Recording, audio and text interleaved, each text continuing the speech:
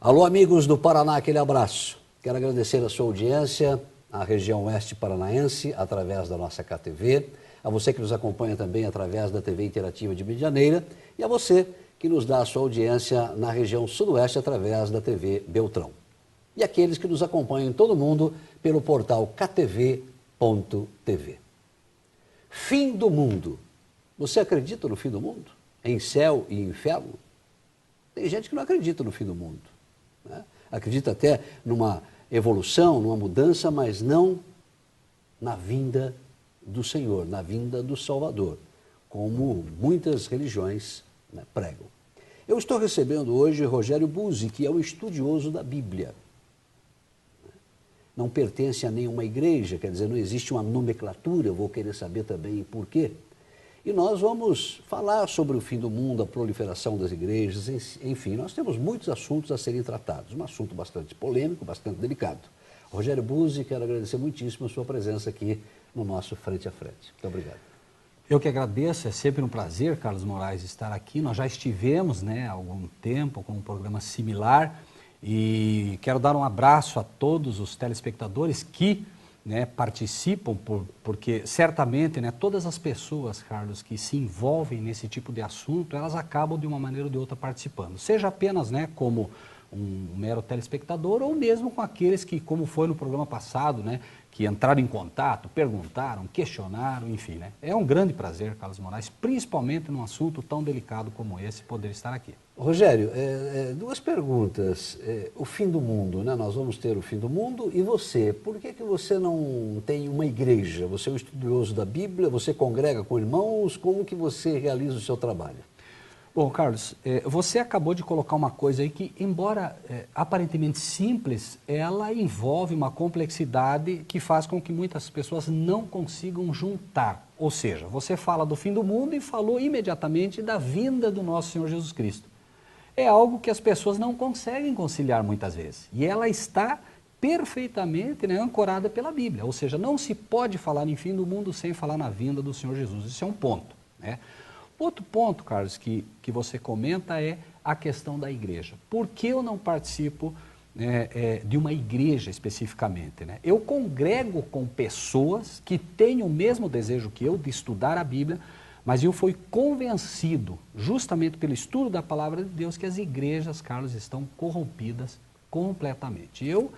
Você me conhece, eu venho para falar aquilo que acredito, ancorado pela Bíblia, repito, E assim, quando você vê a corrupção das igrejas que foram levantadas para falar do Senhor Jesus, para ensinar sobre o Senhor Jesus, e promovem pastores, promovem a teologia da prosperidade, promovem a queima do dinheiro, porque esse é um dinheiro sagrado para Deus, não tem como participar. Então, por isso eu não congrego numa igreja com uma nomenclatura, como você disse, não uma igreja institucional, mas sim com pessoas que, assim como eu, querem saber a verdade, independente do quanto doa. Bom, Rogério, eu quero de público dizer que admiro esse trabalho que você leva a todo mundo, essa dedicação que você tem em relação àquilo que está na Bíblia, trazer o que está nesse livro sagrado à luz das pessoas, para que elas cada vez mais possam ter conhecimento. Eu sei que você tem um irmão seu que vai falar com mais propriedade, oportunamente, sobre a proliferação de igrejas. Por que nós tivemos nos últimos anos, sobretudo nas últimas décadas, essa proliferação de igrejas em todo o mundo, sobretudo aqui no Brasil, Eu não saberia dizer para você hoje quantas igrejas nós temos. Mais de 5 mil, só registradas no Brasil. E por quê? Carlos, tente imaginar o seguinte cenário, Você hoje, eu te conheço há algum tempo, posso falar com alguma propriedade disso, sei que você tem um compromisso com a verdade. Independente do que você creia ou não, isso deve ser respeitado, mas você tem um compromisso com a verdade. Quando você tem um compromisso com a verdade, Carlos, você não pode se deixar levar por nenhum outro tipo de compromisso. Porque senão uma coisa vai te atrapalhar, uma coisa vai atrapalhar a outra. As igrejas, de um modo geral, elas nascem ou de um membro descontente, ele está lá naquela igreja, de repente ele não gostou muito do que você falou, ele é descontente, ele vai lá e abre uma igreja. Pastores mal intencionados, que usam a fé pública para arrecadar dinheiro, E, de um modo geral, A verdade é, Carlos, que a igreja, para quem quer, ela é um banco que só rende juros. Ela dá dinheiro. Porque hoje, Carlos, a Bíblia é uma arma poderosíssima. É um Deus falando às pessoas. E, lógico, você com uma arma dessa, Carlos, você, usando ela para o bem, certamente você vai levar pessoas a Cristo. Mas usando para o mal, você também pode fazer um estrago muito grande. O dízimo é bíblico, é que abusam e desviam da atividade principal, porque eu sei que vocês têm essa característica, né? Você e esse grupo, que é realmente de utilizar todo o dinheiro, que é bíblico, inclusive, essa contribuição, para investimento na própria palavra, na própria obra. E a maioria das igrejas não faz isso.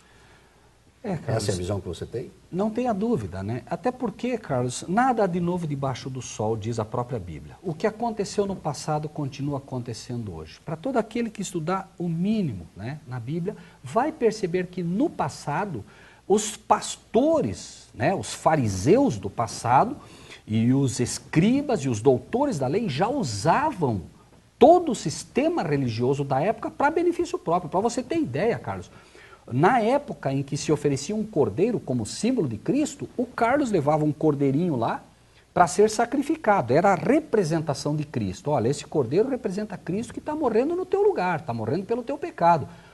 O sacerdote, sabe o que fazia? Ele dizia para você o seguinte: Carlos, esse cordeiro aqui não serve, esse cordeiro aqui não está bom, porque o cordeiro tinha que ser sem mancha, tinha que ser bem branquinho e tal. Ele dizia, não serve.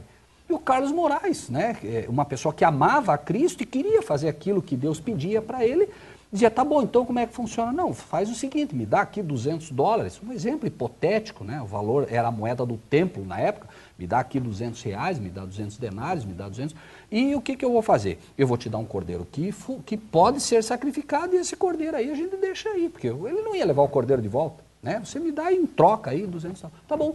Você dava o dinheiro para ele guardava aquele cordeiro, o próximo que vinha ele oferecia aquele cordeiro teu. Entende?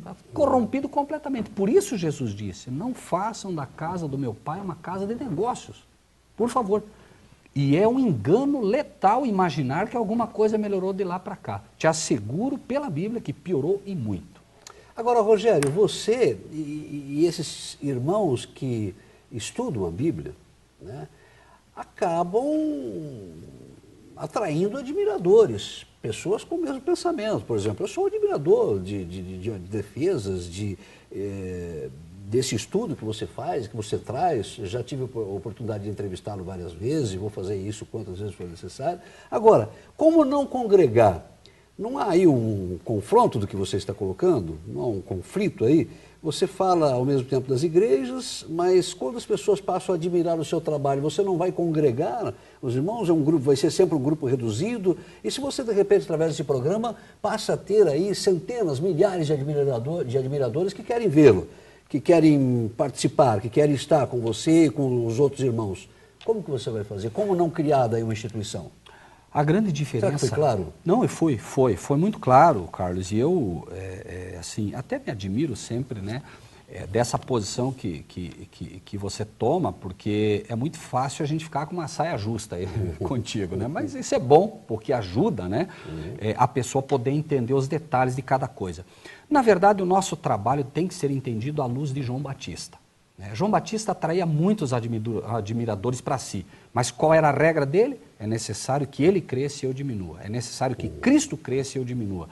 Nisso, Carlos, né, o nosso trabalho daí é mostrar para as pessoas que, embora elas possam ter algum tipo de admiração pelo nosso trabalho, não pode passar daí.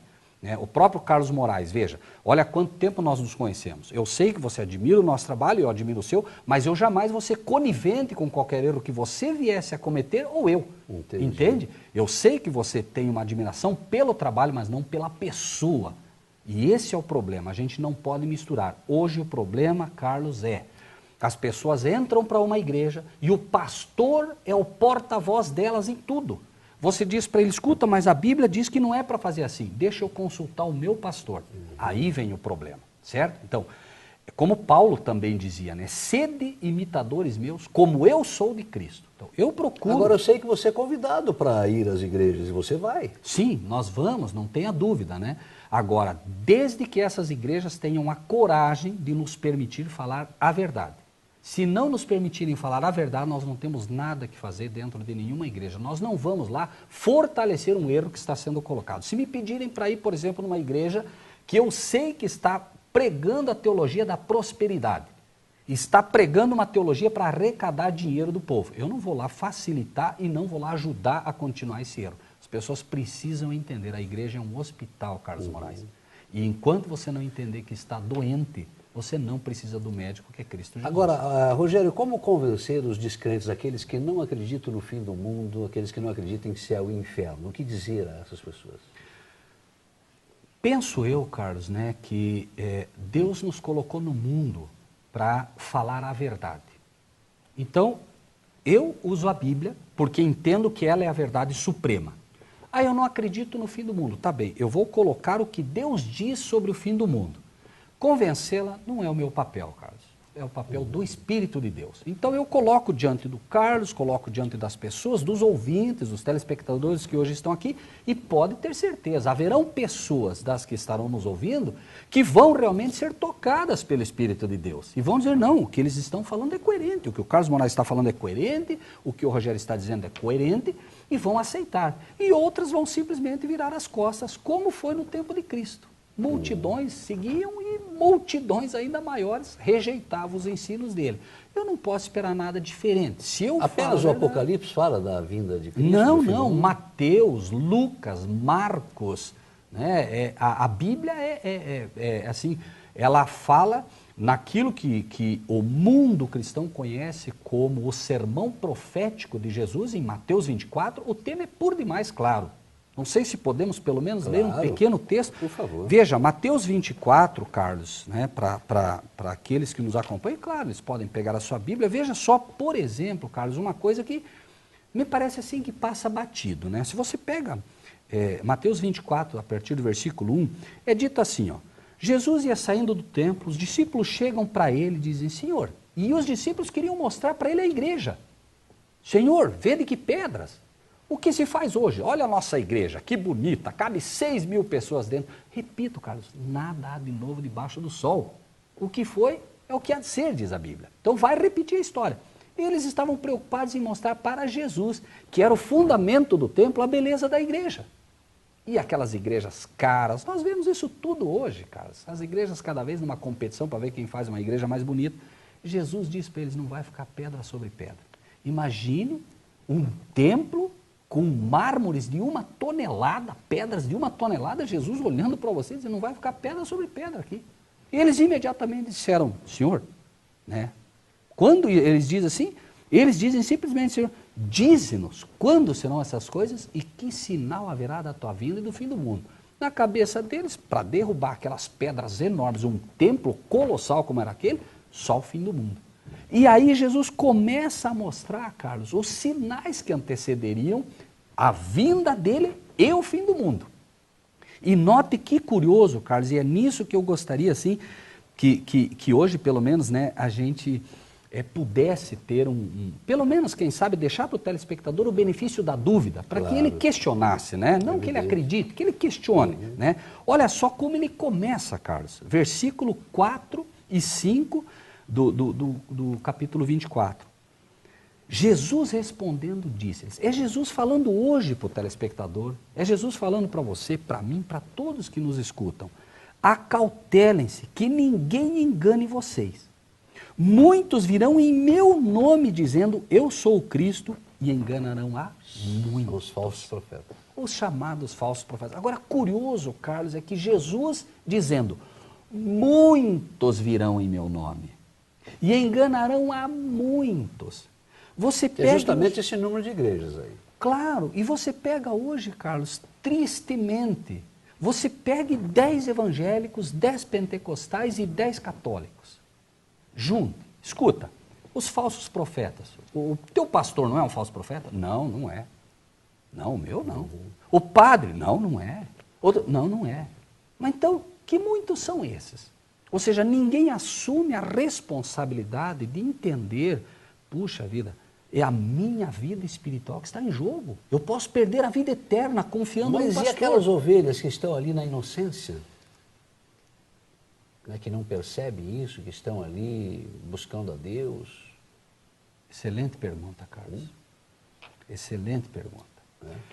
Cristo se encarrega de todas elas, é um fato. Mas veja como diz a palavra de Deus. Ai dos falsos pastores. Ai dos escribas e fariseus. Então, Jesus está dizendo, você quer ser um pastor? Ótimo, mas seja um pastor de verdade. Ensine as minhas ovelhas o caminho correto, porque eu vou cobrar isso de você. Se os pastores de hoje tivessem uma pequena ideia, Carlos, do que vai acontecer com eles, quando Cristo vier e dizer, cadê as minhas ovelhinhas inocentes? Onde é que elas estão? Onde elas estão? Se eles tivessem uma pequena ideia do que vai acontecer com eles, eles jamais fariam o que estão fazendo. Então, Carlos, na pergunta, cadê as minhas ovelhinhas, né, que resposta eles deram a Cristo? E sobre as ovelhas, é verdade que há inocência, mas a Bíblia está aqui para todos. Nenhuma ovelha vai ser enganada, Carlos, se ela aceitar o que diz a palavra de Deus. Essa é uma carta de amor que instrui ela, independente do pastor, para que ela encontre o caminho certo. Olha, eu estou conversando com o estudioso da Bíblia, Rogério Buzzi. Daqui a pouco, depois do intervalo, eu já vou deixar a pergunta. Que sinais anunciam o fim do mundo, né? Você já citou alguns aí, mas quais são os sinais evidentes que a gente pode dizer, ó, estamos próximos do fim? Estamos? O homem sabe o dia, a hora em que ele voltará, em que Cristo vai voltar à Terra? Né? Isso é anunciado na Bíblia? Como que vai acontecer? A gente volta daqui a pouco, depois do intervalo. Até já.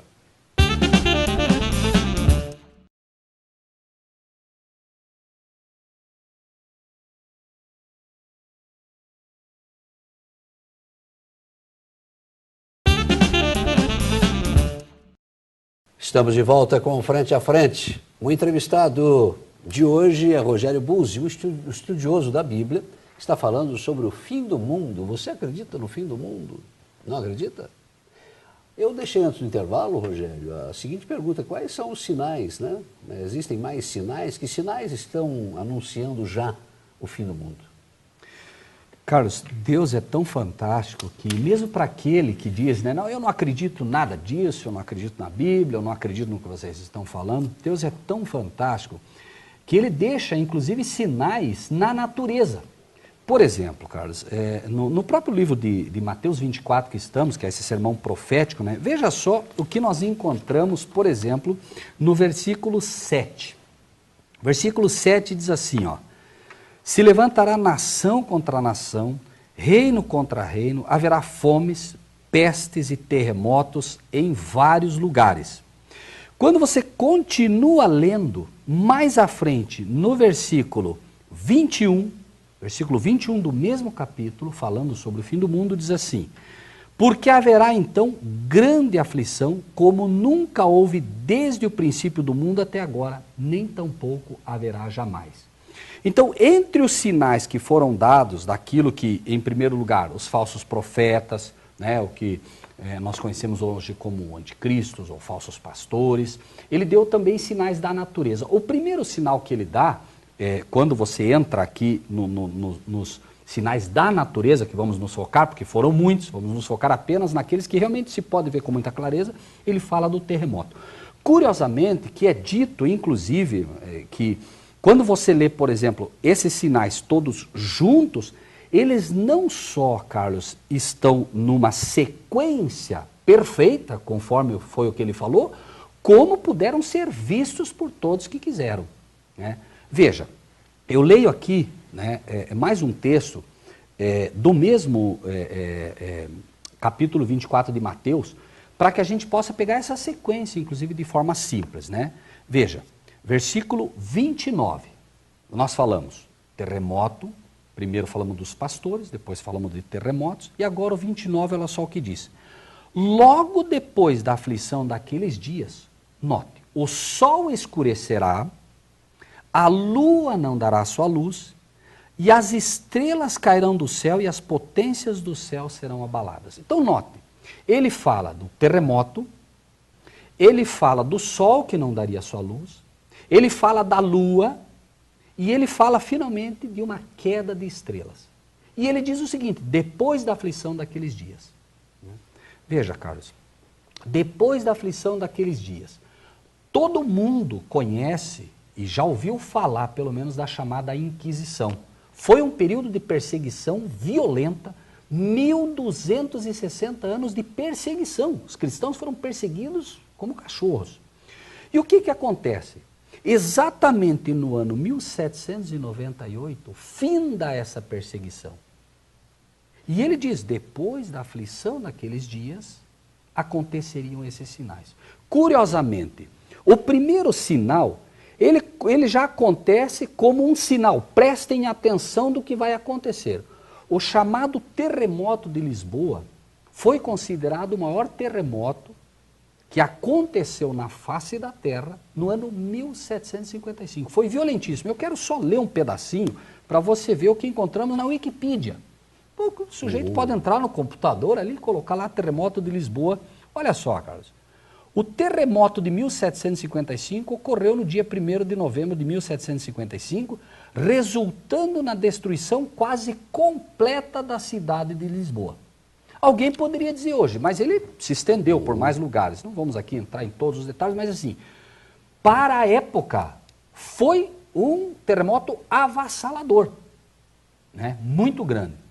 Curiosamente, Carlos, vou continuar lendo apenas para que a pessoa também possa depois ver que ela encontra isso fácil, né? Olha só, o terremoto de 1755 ocorreu no dia 1º de novembro de 1755, resultando na destruição quase completa da cidade de Lisboa. Sol sem luz. Dia escuro, como foi conhecido esse dia. Tudo ficou escuro, mas naquele dia não houve eclipse. Não houve eclipse. Alguém poderia dizer, não, houve um eclipse. Foi escuridão de eclipse. Ah, muito bem. Foi um sinal realmente milagroso. Deus disse, eu vou mostrar que vai acontecer. Pessoa, né?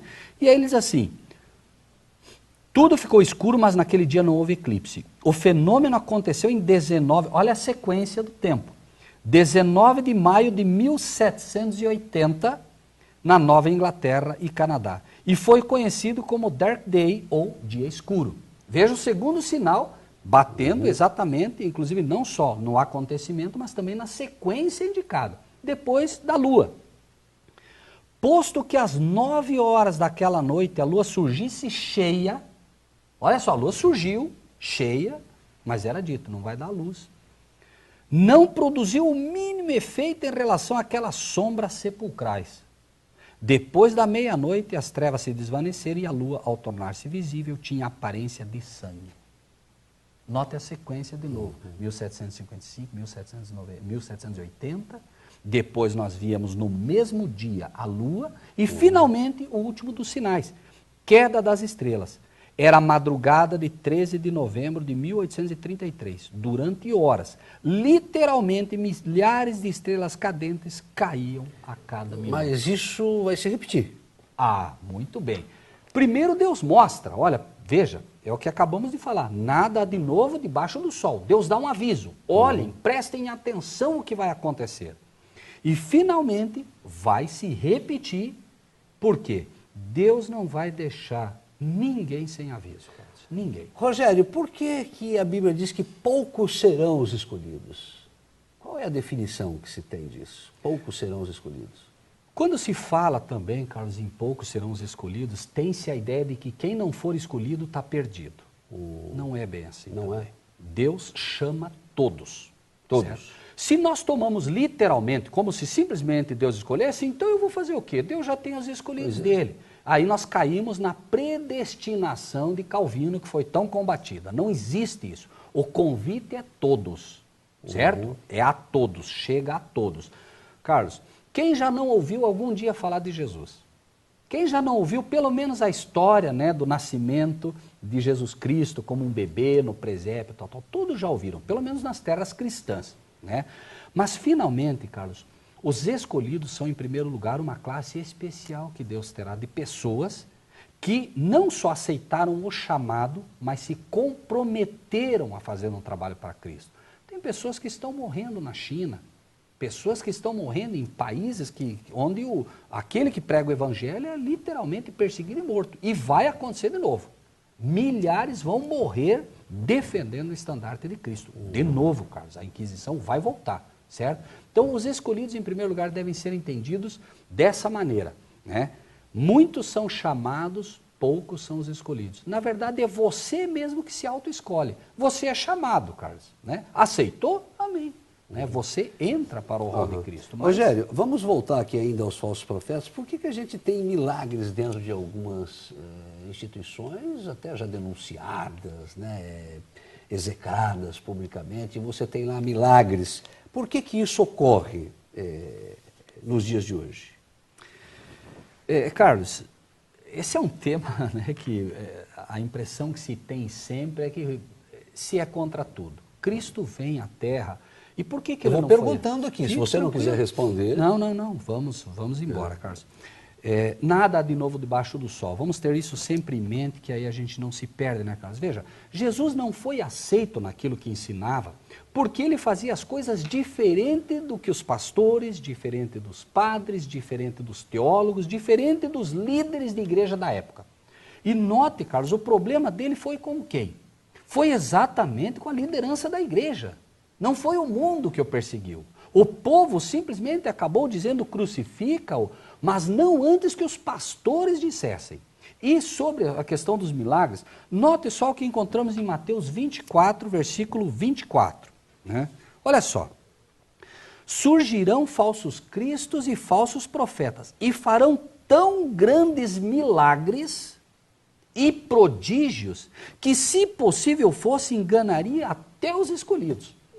Por isso eu te digo, veja que como identificar isso? Ah, ótimo. Essa é a grande pergunta, Carlos. Né? Claro, porque o milagre aparentemente vem de Deus. Mas então como explicar o que Jesus diz pouco depois, Carlos? Porque veja, a gente fala em milagre, né? E olha só o que nós encontramos agora no livro de 2 Pedro. Né? É dito literalmente que vai entrar falsas heresias, vão entrar enganos doutrinários dentro da igreja, mas é dito também na Bíblia que muitos dirão, em teu nome expulsamos demônios. Estão falando para Cristo, Senhor, em teu nome expulsamos demônios, em teu nome fizemos curas. E eu, diz Jesus, lhes direi abertamente, para que não fique dúvida, apartai-vos de mim os que praticais a iniquidade.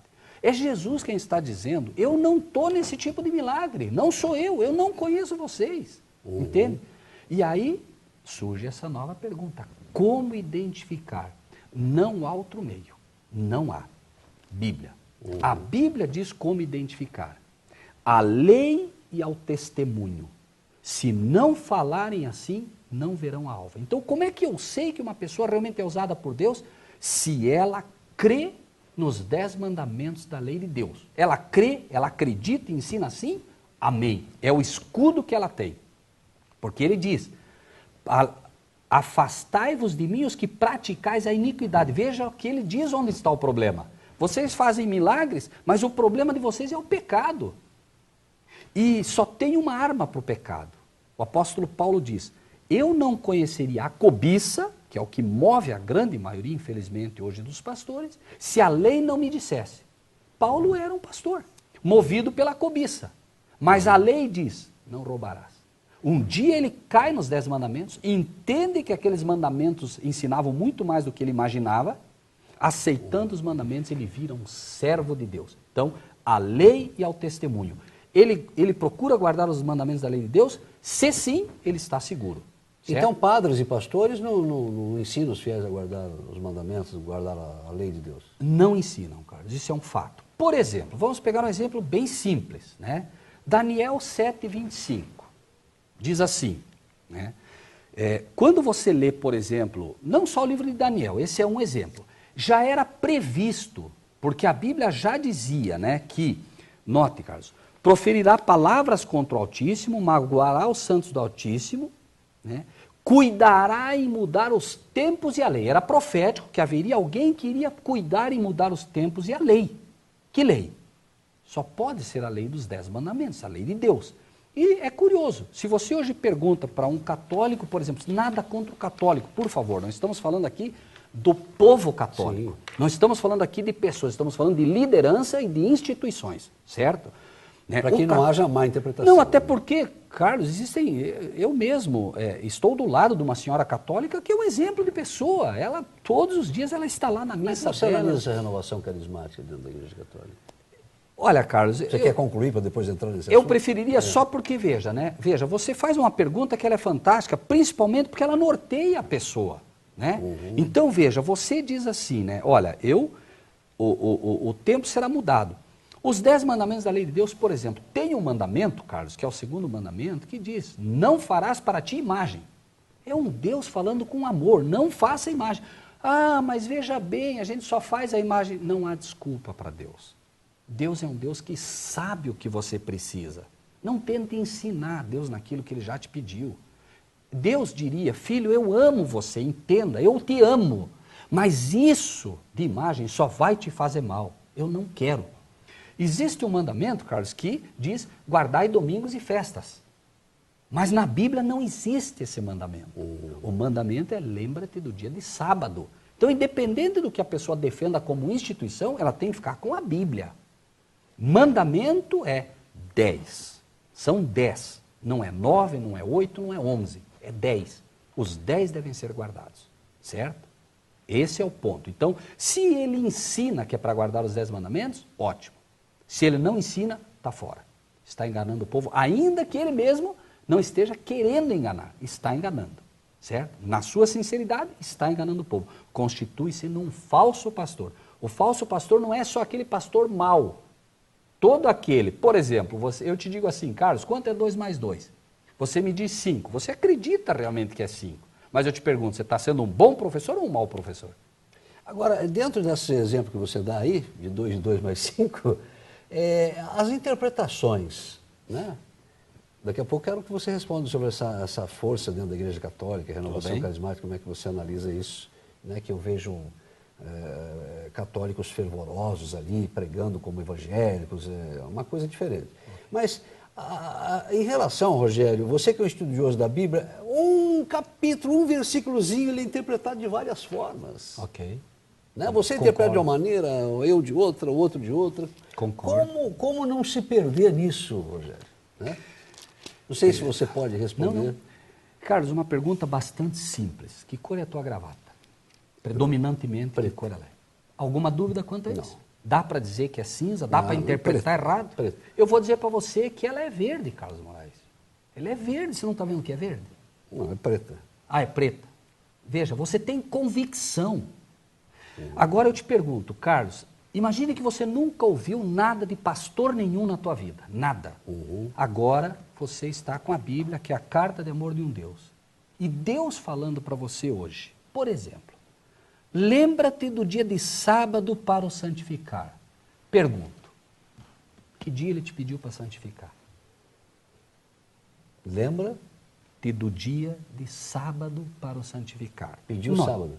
6 dias trabalharás e farás toda a tua obra. Mas o 7º dia, peraí, 7º, segunda-feira, que dia seria a segunda? Segundo? Sim. Segundo, segunda-feira, terça-feira, quarta-feira, quinta-feira, sexta-feira. Sábado. Tem que se guardar o sábado? Claro. Agora, a questão vem, Carlos, assim. Ah, não, mas isso aí mudou. Ah, não. Ah, porque agora é o novo, esse é o Velho Testamento. Desculpa, tem. Ah, não, mas é que essa gravata foi feita com uma fibra que, na verdade, quando estava lá o algodão, ele era verde. Porque, na verdade, o cinza que reflete dá um tom de verde, dependendo do ângulo.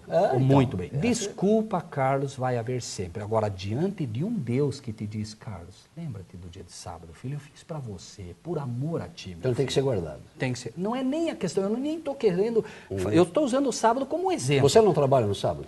Dá para ler domingo aqui? Não. Dá para ler segunda? Não. Dá para dizer que é qualquer dia? É sábado. Acabou, Carlos. É assim. Então, peraí, só para... Me perdoe. É que você falou da interpretação. O problema é esse, Carlos. As pessoas querem interpretar a Bíblia. A Bíblia não é para interpretar, é para ler e aceitar. E entender aquilo que ela está dizendo. Ok, mas Deus promete que você vai entender. Ele diz, filho, lê que você vai entender. Eu vou te ajudar, não tenha medo. Vamos para o intervalo E daqui a pouco é o seguinte, olha, a visão de cada pessoa em relação também a Jesus, né? Nós temos visões assim, porque Deus não é assim, Deus é Pai, Pai aceita tudo, não é admissível que no fim do mundo fique alguns e vá para o inferno, não existe realmente um inferno, isso é tácito, né? Quem é que vai para o inferno? A gente vai para o intervalo e a gente tem essas e outras perguntas para o Rogério, estudioso da Bíblia, que nos dá o prazer de participar do nosso programa de hoje. A gente volta já.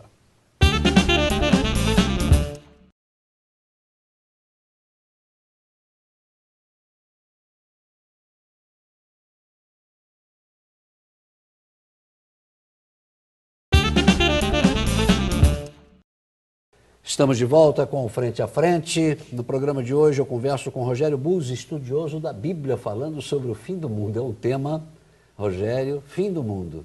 É um tema que mexe. Aliás, daqui a pouco eu gostaria que você passasse um site, telefones, para pessoas interessadas, porque toda vez que eu o entrevisto, eu tenho meu telefone, meus e-mails que ficam congestionados. Às vezes eu gostaria que você passasse, então, um e-mail, um telefone, para que as pessoas possam esclarecer, possam tirar dúvidas. Eu sei que você está sempre pronto, você tem um grupo de irmãos, aí, de pessoas que podem dar esclarecimentos em, por exemplo, proliferação de igreja. Eu sei que você tem um outro irmão aí que se aprofunda mais nesse tema. Claro. Então, depois eu gostaria de passar o telefone. Mas antes do intervalo, vamos já para a renovação carismática, para a gente falar do inferno, para a gente falar da graça, né? Como fica nesta visão aí a graça e, efetivamente, o fim do mundo. A renovação carismática da Igreja Católica,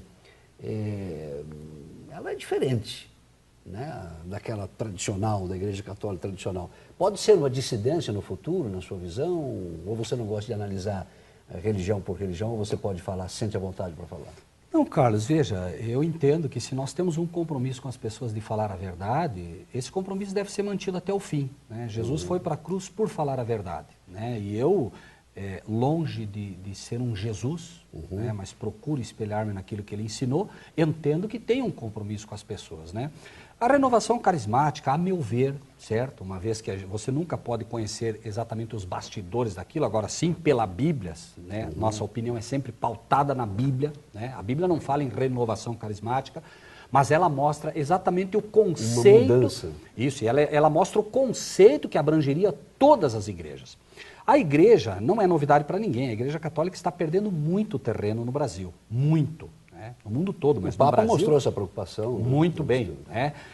Essa ideia de se ter, inclusive, um Papa sul-americano não foi a decisão da fumacinha branca ou do Espírito Santo, nada disso. Isso é uma visão estratégica que qualquer pessoa que tem um pouco de bom senso sabe, né, que é exatamente para tentar conter essa debandada católica. E o movimento carismático vem exatamente nisso, Carlos. Por quê?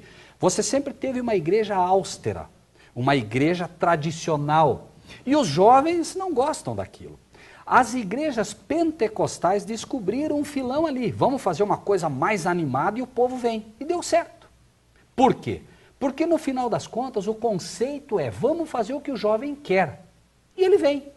A renovação carismática é o Mas ponto... isso várias igrejas acabam se adaptando. Não tenha dúvida. Ou seja, é aquela história...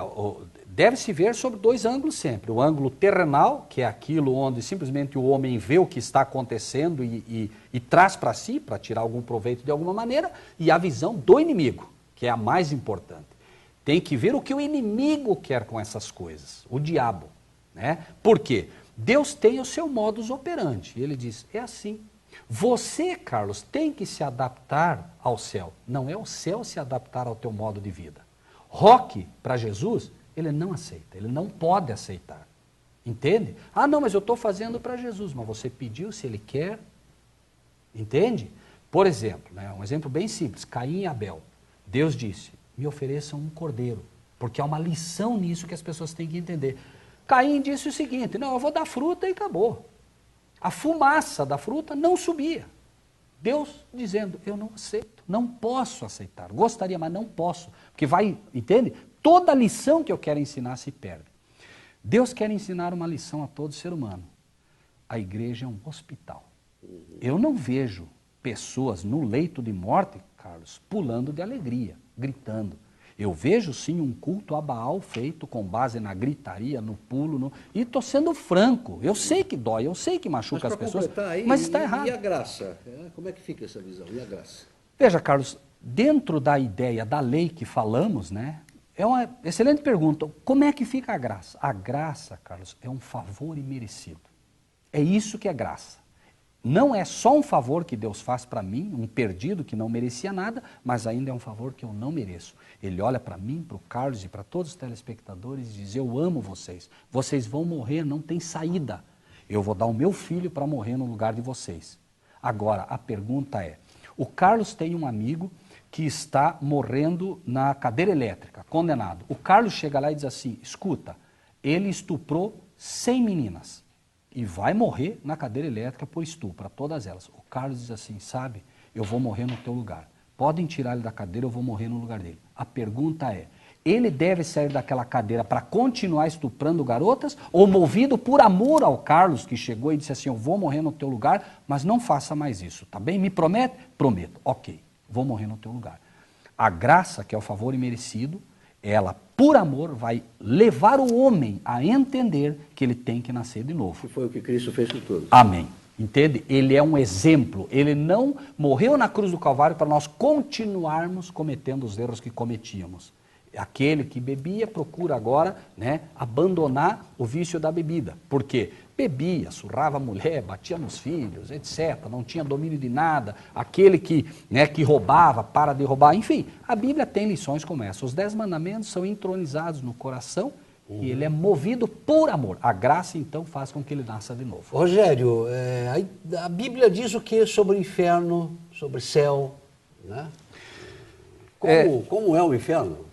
Gostaria de te responder também com uma pergunta. Você tem uma filhinha que eu sei, né, que é o xodó da tua vida. Claro. Né? Eu sei disso. Que pecado ela tem que cometer para você jogar ela numa fogueira para ela queimar por toda a eternidade? Qual pecado? O que ela tem que fazer para você dizer: não, agora você extrapolou, eu vou jogar você na fogueira, você vai queimar por toda a eternidade? Eu acho que por nada. Né? Será, Carlos, que eu e você somos melhores do que Deus? Deus, será que daria 70, 80, 90 anos de vida para o Carlos, e se o Carlos não faz as coisas direito, vai jogar no inferno para queimar por toda a eternidade? Esse Deus foi inventado, infelizmente, pela Igreja Católica no período das trevas, e as pessoas... Só uma maneira de puxar a rédea. Claro, e mais, por isso eu te digo, essa é a visão humana. A Igreja cria para prender o sujeito com ela. Mas é preciso ver o objetivo do diabo com isso, né? Deus vira um tirano, que é o que o diabo quer. Deus é um tirano, você não faz as coisas direito, ele vai jogar você no inferno, você vai queimar por toda a eternidade.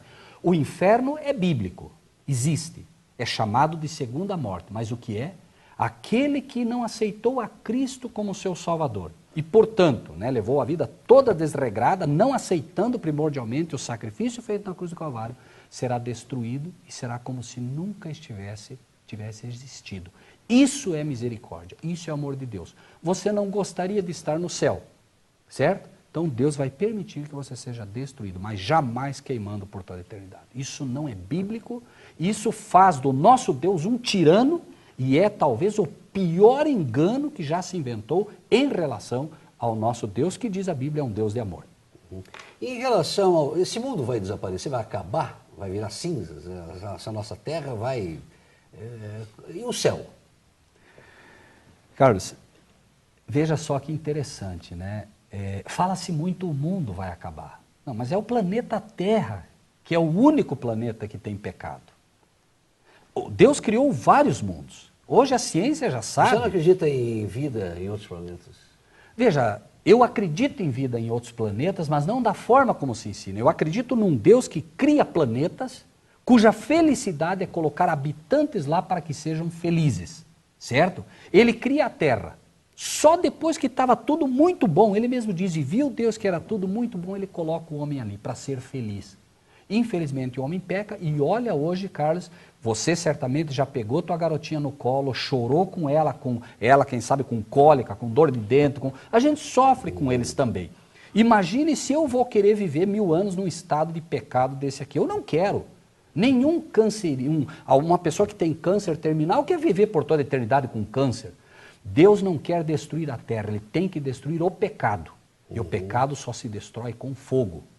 A Bíblia diz que será por fogo agora. Houve o dilúvio, né? A ideia não é destruir o homem. O planeta, Terra, será limpo, purificado com fogo. A questão é a seguinte, você tem gasolina, Carlos. Deus te diz, você tem gasolina, que é o pecado. Você vai queimar junto, Carlos. Aí você diz assim, mas eu não quero queimar, então me dá os teus pecados. Entrega para Cristo os teus pecados, entregue-se a Ele. Bom, agora é comigo. Você não tem mais gasolina. Vai cair fogo, mas você não vai queimar. Entende? Porque você vai ser protegido pelo Senhor Deus. Isso eu acredito e te digo mais, né? Essa minha crença me leva, Carlos, a não ter o menor medo do fim do mundo. Realmente não tenho medo. Rogério Buzzi, nós estamos caminhando já para o final do programa, temos aí mais 4, 5 minutos. Eu gostaria de deixar esse tempo à sua disposição para você se dirigir aos telespectadores, falar um pouco desse trabalho, de como que aquelas pessoas que acompanham, né, os seus estudos podem esclarecer dúvidas, se tem um site, tem um, né? Por favor, fique à vontade. Ótimo, né? Para você que nos ouviu até aqui, acredito que, quem sabe, tem ouvido algumas coisas um tanto pesadas, lembre-se sempre, a Bíblia diz que o Senhor não fere se não for para curar. Nós temos um site, por favor anote, www.averdadesobreofim.com.br. Aí você vai encontrar esse tema e muitos outros para sanar as suas dúvidas. Nosso compromisso, repito, é com a verdade, não é com nenhuma instituição religiosa. Temos também o Facebook, facebook.com/A Verdade Sobre o Fim. Também você encontra digitando, né, no YouTube A Verdade Sobre o Fim, temas nossos, vídeos nossos, e pode entrar em contato também pelo telefone 41 3625 2802. Né? Pode também mandar e-mails, né, se você assim preferir. Basta entrar no nosso site, pode se cadastrar caso queira, né? Existe todo um espaço aí, né, para sanar as dúvidas que possam ter. E, enfim, nós estamos à disposição de todos aqueles que de fato querem ter um compromisso com a verdade e o mais importante, Carlos, um encontro com o verdadeiro Jesus e o Deus da Bíblia. Rogério, nós temos mais um tempo ainda. Vamos falar um pouco agora sobre o comportamento desse mundo tão, né, a violência que tem crescido. Isso são sinais também? As pessoas não estão se entendendo mais desse mundo moderno. Por que a gente está se deparando com tanta desgraça? Carlos, só existe uma resposta. Claro, assim, existem muitas respostas, cada um tem o seu acho, tem o seu penso. Eu repito, né, me baseio sempre na Bíblia, é o que eu realmente creio. A lei de Deus está sendo pisada, Carlos. Se você não tem lei, parâmetros que te norteiam para o que é certo, o que é errado, você não tem um muro de proteção, você não tem realmente como se escudar. Você não tem como saber o que é certo e o que é errado. Né? Haja visto esse, que é outro tema polêmico, né, Carlos? Não é o caso agora, mas essa questão do homossexualismo. Olha como isso está, proliferando, e olhe que guerra que está aí em torno disso. Talvez muitos não tenham entendido ainda o grande problema que acaba entrando nesse assunto, que tem tudo a ver com o fim do mundo. Lembre-se que Sodoma e Gomorra foram destruídas por causa do problema do homossexualismo. Né? Até hoje se usa o termo sodomizar, né? Que é quando os homens vão até lá, deles ali que nós queremos conhecê-los, eles queriam literalmente pegar os anjos à força e fazer um ato sexual com eles. Deus teve que destruir aquela cidade. Agora, é um outro tema, né, mais do que polêmico, mas talvez o equilíbrio, Carlos, aí seja entender que Deus ama o homossexual. Então, isso que eu queria Ama o homossexual profundamente, mas odeia o homossexualismo. Isso é preciso que se entenda.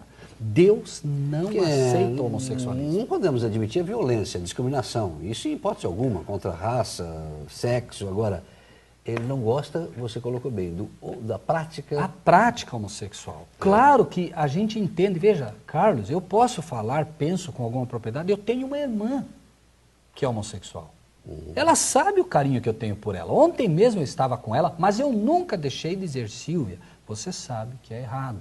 E é preciso lutar contra, assim como eu luto contra. Eu posso não ser homossexual, mas eu sou pior do que um homossexual em muitos efeitos. Eu tenho meus pecados e luto contra ele. Agora, nós vamos dar rédeas soltas. Nós, como homens... É a mesma coisa em relação à droga. Você compararia um outro tipo de comportamento? A droga, a bebida, tudo? Na verdade, né, Carlos, pecado é pecado. Deus Ou o vem... cara que gosta muito de mulher, de repente? Claro, ou de garotas novas, tem quem gosta de garotas novas, tem quem gosta de menores, inclusive. Veja, repito, Carlos, eu não sou melhor do que ninguém. Né? É muito fácil, eu estou aqui com a Bíblia aberta, cara, não tem nada disso, nós somos todos pecadores. E Jesus disse, as prostitutas entram antes de vocês, pastores, no reino do céu. Eu tenho que assumir isso para mim também, ele disse. Agora a mídia, viu, eu discordo, não sei se você vai concordar com essa minha posição, desculpe aqui a conversa franca, a mídia fortalece muito isso, assim, no sentido de que o que me interessa, por exemplo, de saber que aquela cantora lá, esqueci o nome dela, assumiu um namoro com uma jornalista.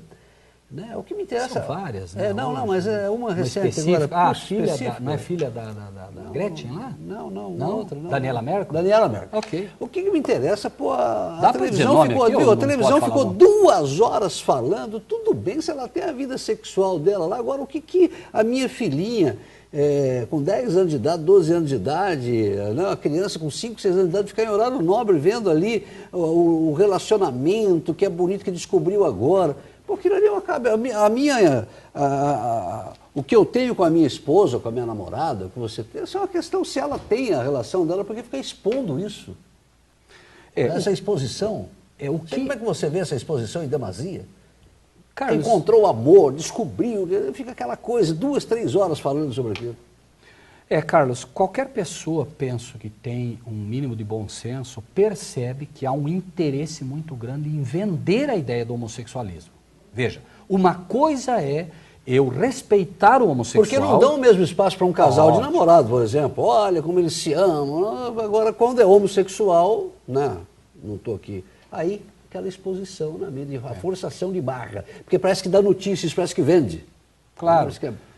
E sem contar com os interesses obtusos que estão aí, que a gente nem conhece, né, Carlos? A verdade é que, literalmente, quem quiser olhar... Né, com um olhar, não um olhar crítico, mas com um olhar livre de qualquer interferência, vai perceber que há um interesse muito grande em se vender a ideia do homossexualismo. E é aí que eu sou contra. Entendi. Eu entendo que a mesma liberdade que ele tem para escolher o seu parceiro, para escolher a sua parceira, é a liberdade que eu tenho que ter, inclusive de educar os meus filhos, que Deus um dia vai dizer, cadê os filhos? Como é que você os educou? Dentro dos princípios que eu acredito. Não se pode me forçar. Agora viu, só para ainda, né, a nossa Rede Globo, a Plim Plim, que é uma audiência, colocou um casal, né, de homossexual fazendo carinho para as pessoas mostrarem indignação com a câmera escondida. Mas eu acho que o carinho, o beijo na boca de língua, tanto de um casal heterossexual, é feio do mesmo jeito. Você está entendendo? É isso que eu quero dizer. Então eu chamo a atenção para isso. As pessoas, que absurdo, é porque está discriminando. Mas eu acho tão feio o homossexual trocando carinho, beijo na boca, como um casal também extrapolando ali no shopping, beijando. Eu acho que tudo, entendeu? Então, Carlos, é que tento resguardar isso, né, e os valores, e os verdadeiros valores estão se esvaindo aí. Nós falamos aqui de profecia de fim do mundo, né? Vamos deixar, quem sabe, então, uma profecia gratuita aqui, Carlos, apenas para que amanhã as pessoas possam entender. O homossexualismo, né, da forma como está sendo conduzido e levado, é ruim, mas nós temos uma coisa muito pior que vem grudado nele, que é a pedofilia.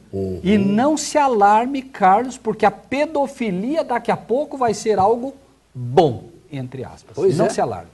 Mas vamos, uma hora dessa, falar especificamente sobre esse assunto, sobre pedofilia, homossexualismo. Você topa? Nós estamos à disposição. Tá bom? Muito obrigado, Rogério. Obrigado a você, Carlos. Um grande abraço, foi um grande prazer estar aqui com vocês e com os nossos telespectadores. Espero que tenham podido, pelo menos, entender a ideia da mensagem. Okay. Beijo nas crianças, fiquem com Deus, um abraço a todos e até a próxima.